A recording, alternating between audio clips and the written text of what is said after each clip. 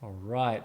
Okay, in this lesson, I'm going to be going over bar chord alternatives. I know that when starting out the guitar, playing bar chords is where a lot of people quit, right? They just give up because they are very difficult to play. So I want to go over that, what you can do instead of playing bar chords. I never play bar chords. I've been playing the guitar for over 15 years.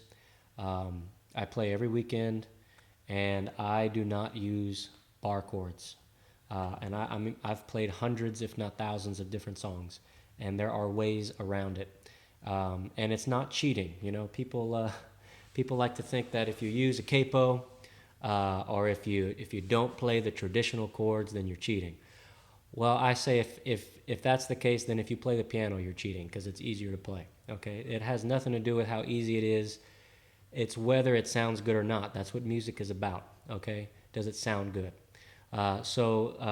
These alternatives, in my opinion, not only sound good, I think they sound better because they fit together. If you have my chord family cheat sheet, then I talk about that a lot. How it's good to learn chords as a family, because that way you can learn, because music is not just about one chord. You don't just play. You're not supposed to just play one chord at a time. You're never going to play a song that's only one chord. So you want to learn chords that fit well together, that sound good when transitioning from one to the next. You're not supposed to learn chords by themselves to where they stand alone. Okay, so I like to teach chords within a family, and these family units are what make up songs. Okay, so it's important to know that because when you're playing these bar chords, usually they're going to be played within certain families, okay, or certain keys of music. And so these alternatives that I'm teaching you are going to work within the family that they belong to. But if you try to play it in another family, it's not going to work. So, for instance, let me give you an example. Let me pull this up. So this is my chord family cheat sheet. You can get it if you go to my website, simplifiedguitar.com, if you don't have it already. Um, so if you look at the chord family cheat sheet, in the key of E here, you have this B suspended, okay? This B suspended is a variation of the traditional B, which the traditional B is a bar chord. Now, this B works great in the E chord family, but if you're playing a song in the key of B, which I would recommend you just transpose it and not play a song in the key of B, but let's say you wanted to, you're not going to be able to play this B suspended just because it has other notes within it that's not going to fit in the B scale, okay? So it's important to know what key your song is in order to use these variations. Now, I recommend that you play in these three chord families. The three chord families that are the most popular are G, E, and C, and also D and A. Now, I cut out D and A because you can just use these three chord families and just use a capo to transpose, and you can play in any other major key. So you don't need to play in the key of D and A, in my opinion. If you have a song in the key of D, you can just transpose it into the key of E, for instance, or the key of C, and use a capo, and you could be playing in the key of D. So anyway, now with that being said, so if you get to a key that you're unfamiliar with, you can always just use my transposing cheat sheet, which I also have on my website, and you can transpose the song into one of these three chord families, which right there simplifies things a whole bunch for you. And so all you got to do at that point is learn these 18 chords, okay? Now, going back to the bar chords, so let me pull up the traditional way to play these chords. So let's take a look at these. This G family, traditional. So these are the way to play the traditional way to play the G chord family. Okay, so you have the traditional G, which I still use in my variations down below. But then you have the traditional C, which I use a C add 9 instead, just because it has a lot more in common with the traditional G. Same thing with the D. This is the traditional D. This is my D over F sharp for the G chord family. And then you get over here to the B minor. Okay, so B minor is a bar chord. This is the traditional way to play it. So if I were to play it for you here, it would be taking your first finger and placing it across all 6 strings, and then you've got fingers 2, 3, and 4 on the what is that? The 3rd and 4th fret down below. Okay, so this is what the B minor sounds like. Okay, and that's the traditional way to play it. And you can get away with playing it that way, but again, my whole point of this lesson is to show you how not to play bar chords. So instead of playing this and wearing out this first finger, you could play this alternative, okay, which sounds like this if I were to play it fast. Now, it doesn't sound as great by itself, but it sounds better when you play it within the family, right? And that's the purpose of all these chords, is they fit well within the chord family. So, for instance, let's say if I'm playing G, C, E minor, or let's say G, C, D, and B minor, okay? If I play with the traditional chords, it would sound like this.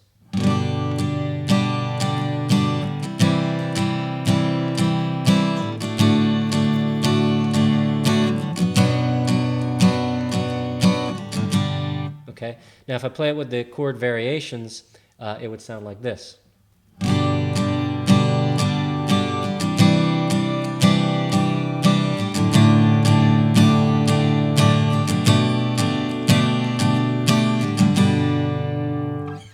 So you see, there's a lot more. There's a lot more in common in the sound, not just the positions of the chords, but also how they sound. And it's so much easier to switch from this D here to this B minor here than it is to go from this D to this B minor. And you can also hear how different this D is from this B minor, okay? Every single note on the guitar is changing. And that's not necessarily a bad thing, but in my opinion, when you have a lot of things in common in terms of, the chords, like for instance, this 3rd and 4th finger on the 3rd fret is not moving, for all of these chords in the variations. And what that does is it adds like a common denominator throughout the song that you're playing. And it kind of acts like a bridge that unifies the song together, right? It makes it like one unit rather than a whole bunch of different pieces that you're kind of throwing together. Okay, so that's the B minor. Another thing you can do, because with this B minor, what you're having to do is mute this D string with your first finger. So your first finger is pressing down on the A string 2nd fret, but then you're letting it lay across that D string so it mutes it like that. You don't want that D string to resonate. So basically you have 1, 2, 3, 4, 5. Okay, you got one that's muted, but when you're strumming all the way through it, you just don't hear it at all. Okay, like that. Now another thing you could do, if you would rather, is you can use this pinky. You can pick that pinky up and you can put it down up here on the 4th fret of the D string like this. Let's see if I can show you better. Now this is going to be a little bit more challenging to play, but it just adds a little bit extra like that, okay? As opposed to this. You have this. Okay, so that's another way to play the B minor, which I like as well. Okay, but it is a bit more challenging and a bit larger of a change in the chord positions and the chord shape. Okay, that's totally fine. Let's see, is there a way I could get this chart? Yes, you can get the chart if you're referring to, which one are you referring to? The chord family cheat sheet here, or the bar chord alternatives? If you want the bar chord alternatives, I'm going to I'm trying to figure out if you are part of the, if you signed up for this webinar, I'm going to send it through email to you guys. Otherwise, I'm not sure how I'd get it to you. But if you want it, just email me at jonathan@simplifiedguitar.com and let me know that you want the bar chord alternatives sheet, and I can email it to you, okay? All right, back to the lesson here. So if I scroll down, the other chord family that usually is going to have a lot of bar chords is your E family. Okay, you can see right here in the traditional E family, you've got the B, C sharp minor, G sharp minor, and F sharp minor, all have bar chords. Okay, and if I were to play them for you, the B chord is a killer.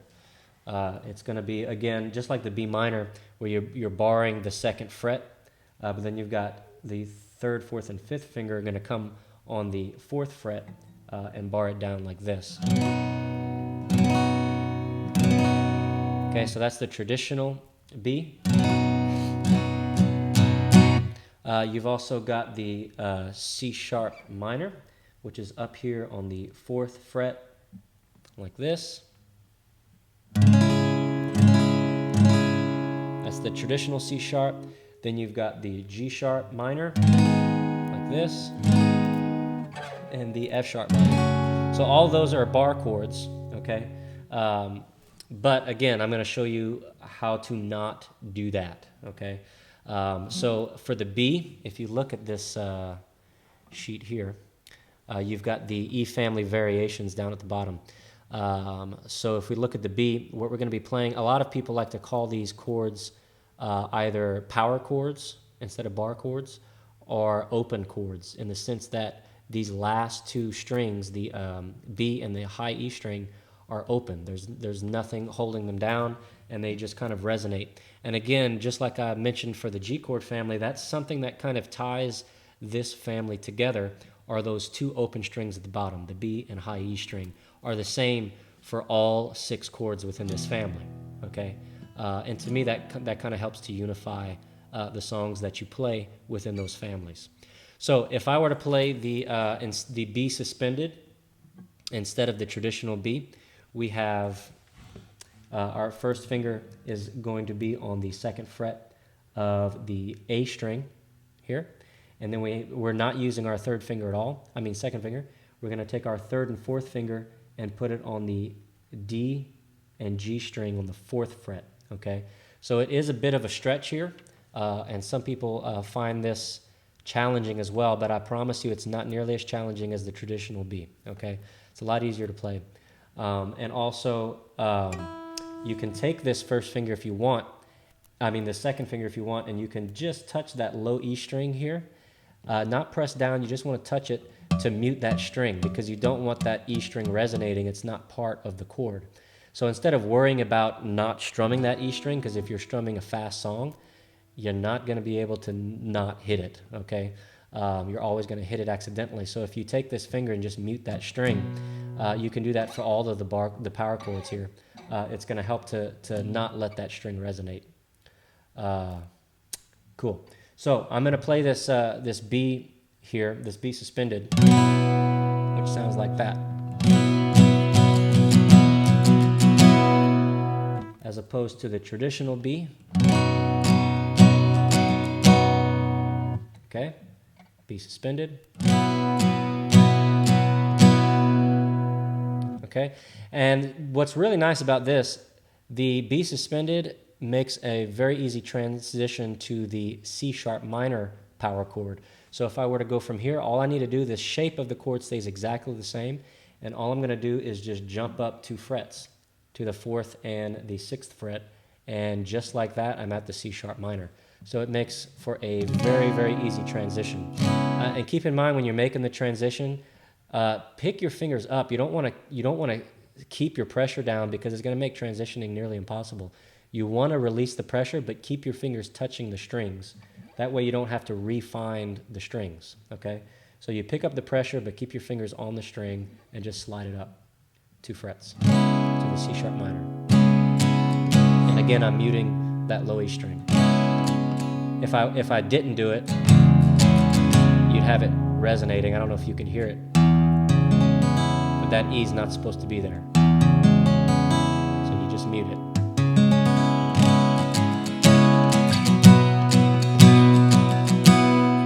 Okay, and another thing I like to do, this isn't a bar chord, but the traditional A uses your second, third, and fourth finger down on the second fret over here on the, the D, G, and B string, like that.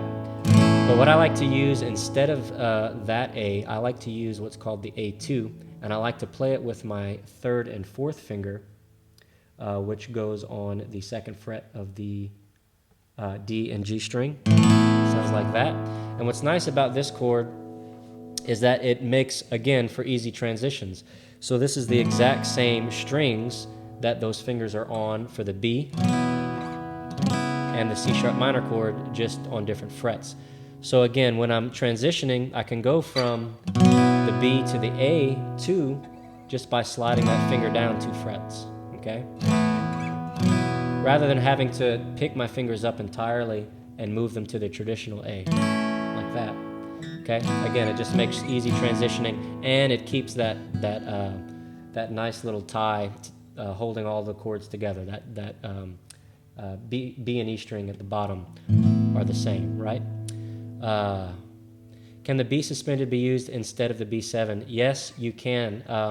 For instance, the song I'm So Lonesome I Could Cry by Hank Williams, that one has a B7 in it.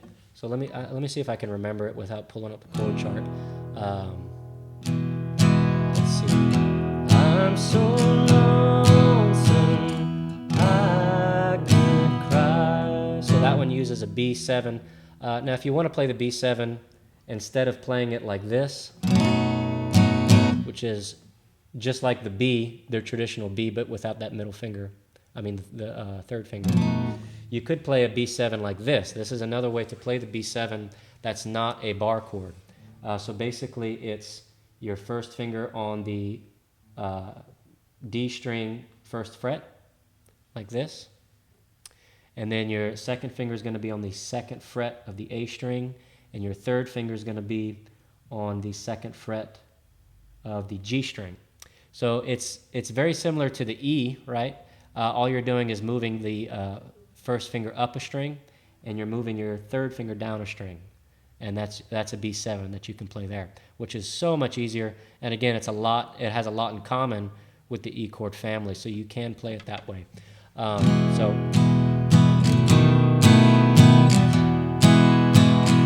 So you could play it that way if you wanted to play the B7, which just kind of has that twangy feel to it. Or you can just as easily use the traditional, the B suspended instead. So if I were to use the B suspended for that song, it would sound like this.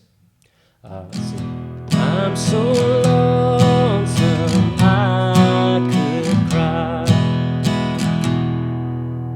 Okay, so it works both ways. And that's the case for a lot of songs. All of these extra symbols and numbers that come behind the chord, behind the foundation of the chord, can usually be dropped. Of course, that doesn't count if it's a sharp or a flat. You can't get rid of those. But if you have numbers like 7 or 2 or things like that, you can usually just get rid of them and play it just fine without it. Just like that. Okay, so I hope that makes sense. Let's see. Let's see, the E, so that's the E chord family. I also went over the G chord family. And apart from that, if I go back to my cheat sheet here, the C chord family doesn't have any bar chords, okay? So those are all the bar chords. If you play with these chord families, those are all the bar chords that you are going to run into. And you can play any song that's in a major key with these 3 chord families, okay? So I hope that is useful for you. Please, guys, if you have any questions, leave those questions down below. I like you guys have asked a lot already, which is great. So if you have any more questions, go ahead and ask below. I'm coming up to the end of the lesson here, so I want to give you all some time to ask any questions that you have. So if you want this cheat sheet, you can get it on the website. It also comes with the Transposing cheat sheet, which comes in useful as well. Mentioning that, there's a lot of times whenever you'll come across a song in a particular key, like I mentioned earlier, in the key of B or something, or in a random key like the key of G flat. Don't stress yourself out and try to learn chords in the key of G flat. Okay, that's an awful thing to do to yourself. Instead, just transpose it. That's all you got to do is transpose it. Use a capo. Don't be angry with the capo. The capo is your friend. Okay, use a capo, transpose, and make life a lot easier on yourself. I only know. I've been, like I said earlier, I've been playing the guitar for over 15 years, and I only know those 5 chord families: G, E, C, D, and A. I know those 5 chord families. And that's it. If I find a song in a different chord family, I just transpose it to one of those, preferably G, E, or C. Those are the main 3. Those are the 3 I recommend people learn first. And with that in mind, when you learn it like that, you don't have to learn any bar chords, and that's the beauty of it. So I hope I relieved a lot of your stress and helped you guys out when you're learning. Cool. Well, that's all I've got for you today. Don't forget, if you want that bar chord alternatives sheet, just email me and I'll be happy to send that your way. All right. If we don't have any other questions right now, I'm going to go ahead and sign out. If randomly you think of a question after we sign out, you can always email me again with your question. I'd be happy to respond. All right, guys. Hope you enjoyed the lesson, and I will talk to you guys later. Good luck.